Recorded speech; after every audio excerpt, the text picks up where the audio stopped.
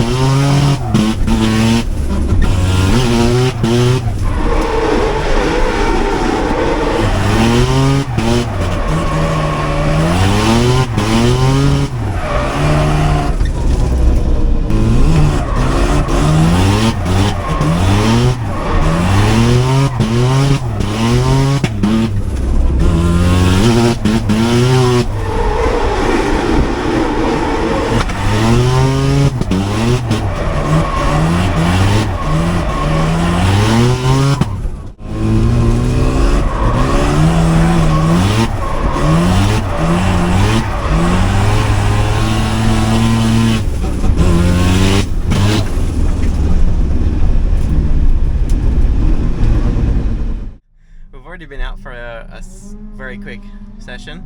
The car was cutting out, but I was like really trying to just get a couple of laps in and get a feel for everything, and stupidly again I looked down and I saw the boost was at 1.5 bar, which car's only tuned for 0.7, 0.8 max, so obviously I'm hitting the boost cut and the car's telling me to stop driving, and I keep driving. So I saw that, came in, tried to open the bonnet. The bonnet was broken. Had to like pull apart the hinge to get the bonnet open. Found one of the wastegate lines was broken. Fixed that. Bonnet's closed now. I took the latch off so it doesn't happen again. And yeah, a lot happened very quickly, but I got a couple laps in. The car felt pretty good. It was hitting boost cut on this back corner, so I was like, I feel like I was coming out of it a bit slow, and then I was sort of coming up a little bit short on the entry. Plus I'm entering a little early because obviously I've done like 3 laps here, so I don't really know where to enter and stuff, so driving a bit cautious. Plus was a little slow coming out of here, but I'm pretty sure this next session I'm about to go out into another practice, and then I should be able to get that full throttle coming out of the last corner, get some speed, and yeah, chuck it in. I think around the same spot will be good. I just need that extra speed to push me through a bit, but yeah, it's also raining now, so I guess all that's thrown out the window and I gotta figure it out again. But yeah, it is what it is. So today's, I guess, just get comfortable day. So I mean, this is good prep, I guess, for anything that can happen at D1 tomorrow. So yeah, we'll figure it out.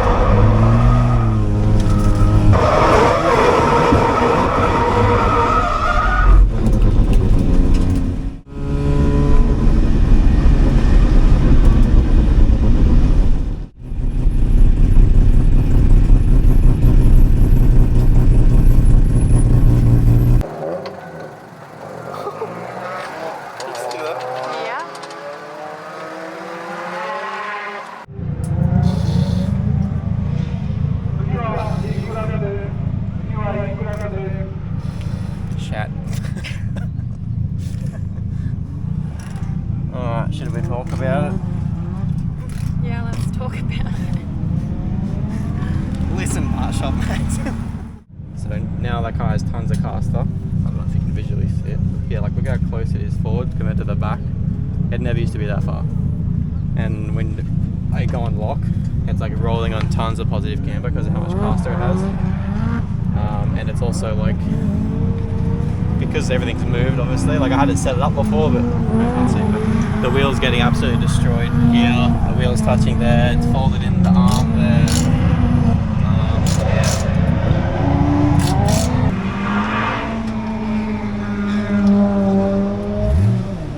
This is the one that's supposed to go in here.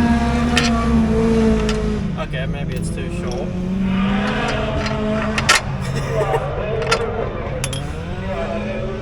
Quite a few things have happened. So what used to happen is the collars would shear off and then the arm would like slide forward and do whatever it wants to do.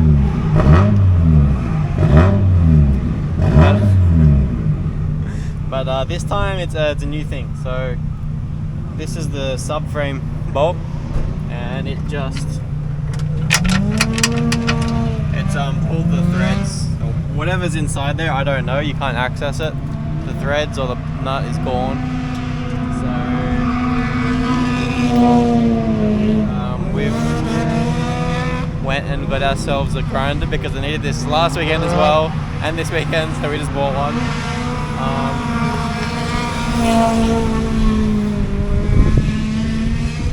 Fucking up. I'm just going to cut a square out of here so that way I can put a bolt through and nut on top, and then I'll just like fold the metal back down for now. The subframe is also a bit cracked here. It's like cracked on the top, started to crack on the bottom from where it was getting stretched, so it's also hard to tell, but this eccentric bolt washer should be flat and it's obviously bent out. So when I originally pulled this out, I had it set vertical, and when it came into the pits, the bolt was over here, so that pulled the wheel over, it gave it tons of caster again, and as you can see on the arm here as well. So because this wasn't flat, it's like allowed itself to rotate within that subframe slot, and because everything's moved, tons of rubbing here, the rim was smashing on the, how do you call that, smashing on there.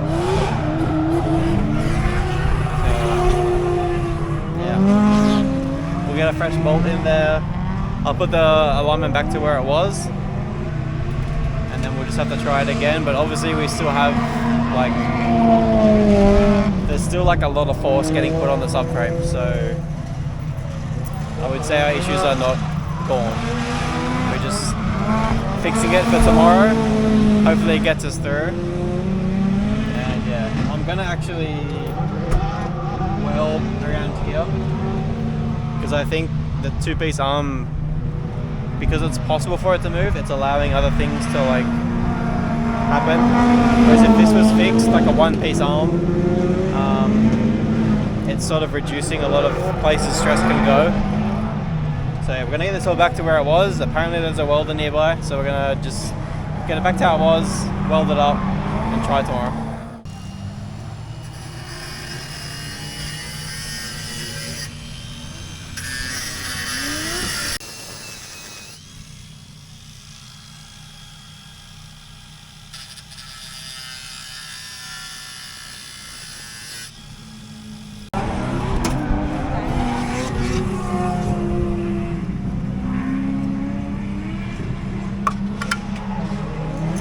There's the problem. Oh my god, what's that? That's what's supposed to be like the thread.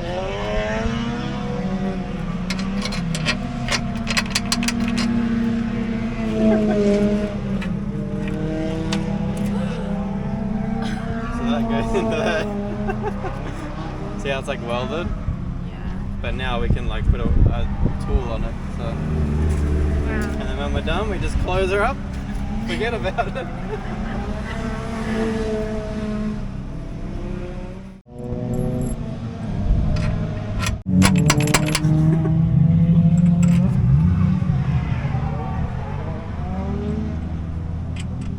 So I got the car all back together to where everything was. The alignment is not where it used to be, and there's a few reasons for that. So the subframe's actually cracked in some spots. The eccentric bolts, like the parts that are actually eccentric, they've all like stripped off and they're like spinning within themselves now. So and all of my lockout plates, they're all bent, they're all warped. So like this morning the car was great. Well, like none of those parts were damaged. So for me to go out tomorrow and expect the car to be good with all the stuff bent is yeah, not very realistic. So we're gonna flag tomorrow. Sucks because we've come all this way and I feel like I was actually starting to get quite comfortable here. I feel like it suits the way I drive, but yeah, when the arms move on these cars, like significant alignment happens, like alignment changes happen. It's like, yeah, it's wild. But anyway, it is what it is.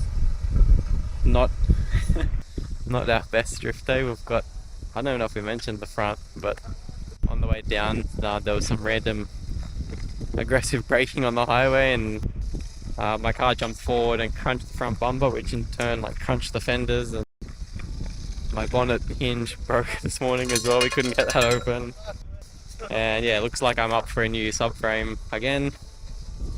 Different front knuckle setup again. 600 alignments to get the car square again. But yeah, the one thing I was concerned about this weekend was the diff. When I changed the oil, some stuff came out that shouldn't come out, and surprisingly the back of the car is great. It's complaining, but it's working. But yeah, the front was a pretty big disaster.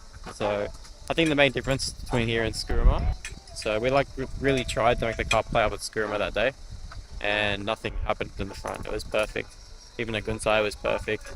But after you throw the cone, there's actually quite a big bump, and I think I might have been on the limit of all the parts at Skuruma, but it's quite smooth. Whereas in here, when you're at that limit and you introduce a bump in, yeah, it's just not really sure what's going on with it. But this is sort of where it was last time with Patch Up Max. It's like, for some reason, the geometry puts a lot of stress on the subframe. Whereas, as ugly as the wide fab was, I never had any issues with stuff bending or.